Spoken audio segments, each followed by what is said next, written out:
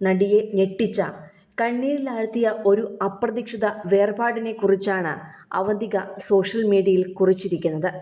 നടിയുടെ വാക്കുകൾ ഇങ്ങനെയാണ്: ഇനി നിന്നെ വിളിക്കാനോ കാണാനോ കഴിയില്ല.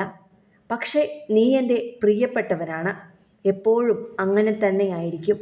5 വർഷത്തെ സൗഹൃദം, ശുദ്ധമായ ആത്മാവും സുന്ദരനായ മനുഷ്യനും. ഇനി കുടുംബങ്ങൾ തമ്മിൽ ഒത്തുചേരുന്നില്ല, സിനിമ കാണുന്നില്ല, വഴക്കില്ല.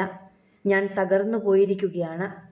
നീ ഇനി ഇല്ലെന്ന സത്യത്തെ അംഗീകരിക്കുവാൻ എനിക്ക് കഴിയുന്നേയില്ല. എനിക്ക് സഹിക്കാൻ കഴിയാത്ത കാര്യം എൻ്റെ പ്രിയപ്പെട്ടവരെയെല്ലാം എനിക്ക് നഷ്ടപ്പെടുന്നു എന്നതാണ്.